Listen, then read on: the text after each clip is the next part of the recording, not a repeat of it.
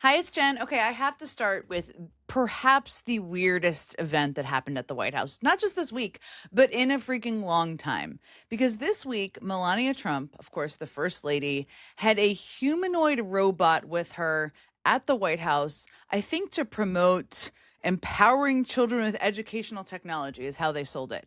But this was, I mean, the two, Melania and her robot friend, of course, they were there, they talked, and they made quite an entrance. And I really just have to show you the video here because it kind of tells you everything about the awkwardness of the vibes of this entire episode.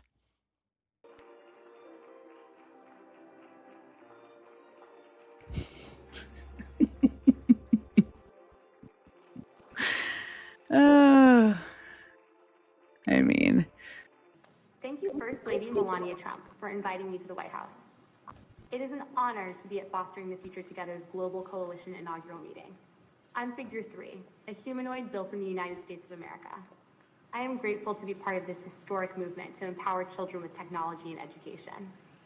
Welcome. Figure 3, thank you for joining me at day 2 of Fostering the Future Together. It's fair to state you're my first American-made humanoid guest in the White House.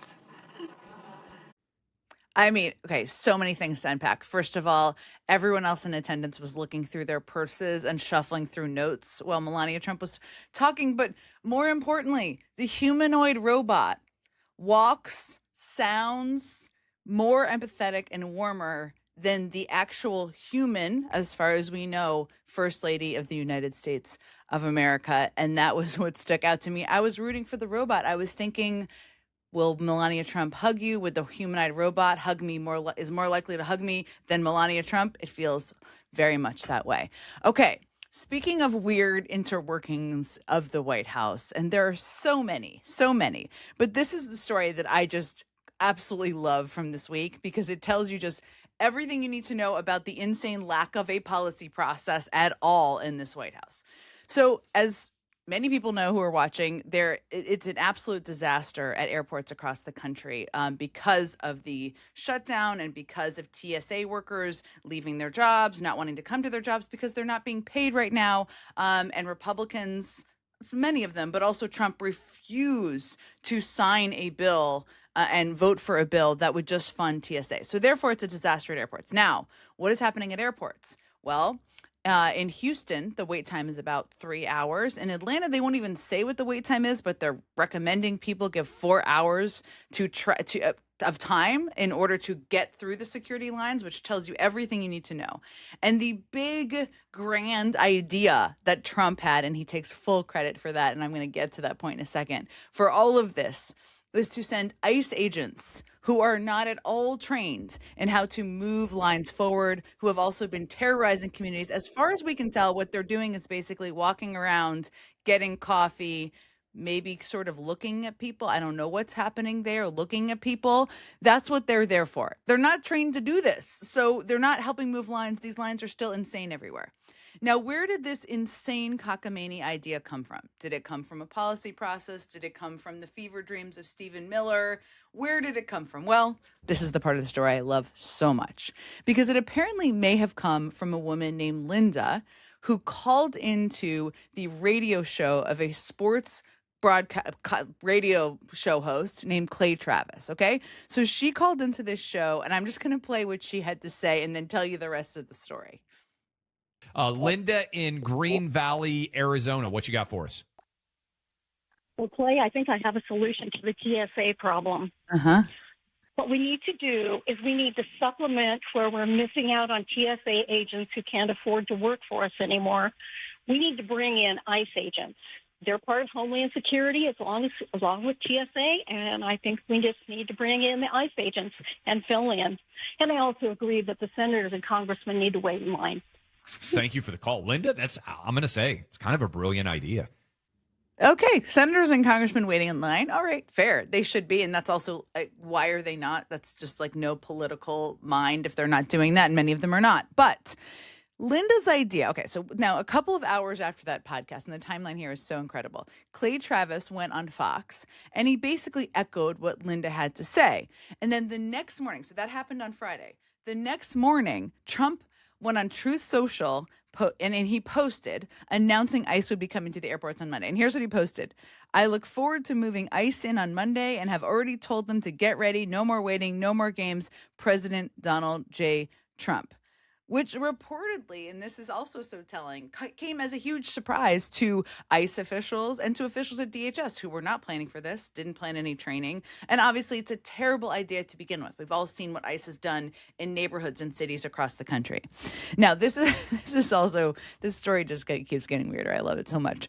So, according to Trump, and he was asked about this, according to Trump, he takes full credit for this idea. Like it came out of his brain, it came out of his policy thought process, who knows? But I just want to play what he had to say about this as well.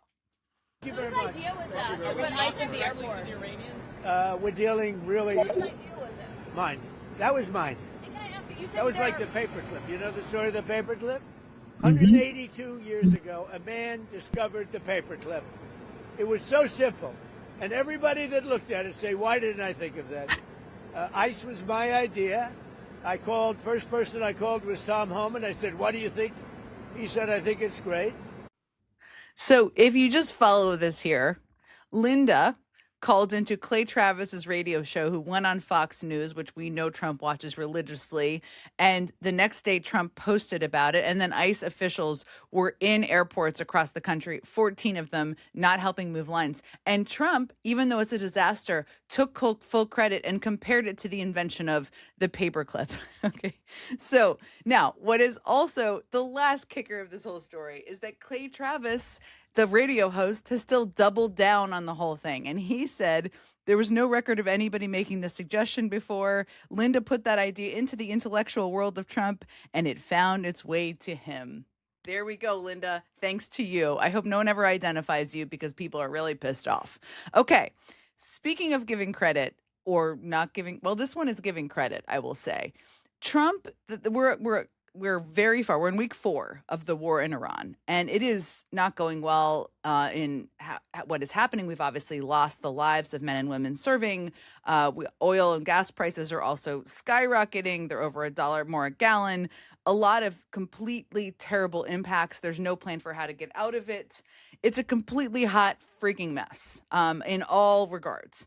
And even polls are showing this too. So there was a Fox News poll that just came out this week. I just want to read these numbers because Trump has a 59% disapproval rating for his overall performance as president in this poll. That is extremely high.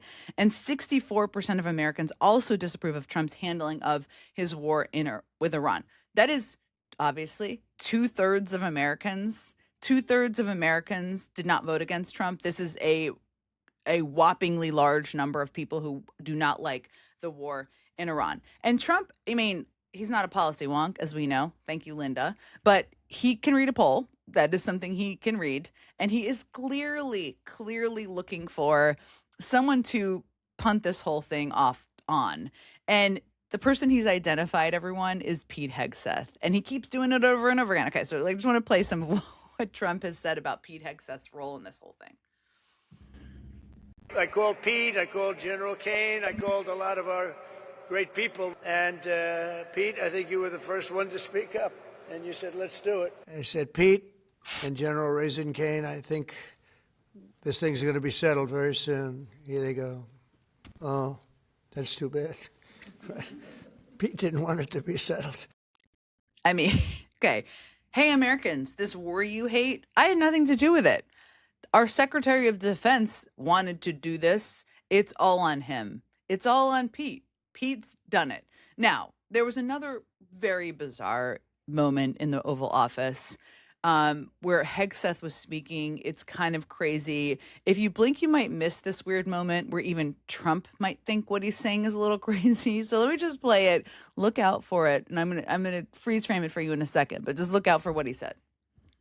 The President has made it clear that you will not have a nuclear weapon. The War Department agrees. Our job is to ensure that. And so we're keeping our hand on that throttle as long as hard as is necessary to ensure the interests of the United States of America are achieved on that battlefield. Okay. We're keeping our hand on that throttle as long as it's hard. There's a lot to unpack there. I don't even know. But let's just zoom in on Trump's face a little bit there. Just see. Even he thinks Pete Hegseth is a little bit off. He's probably right on that, even though he's unfairly blaming him for the war he started. Okay, you're not the only person that Trump is throwing under the bus.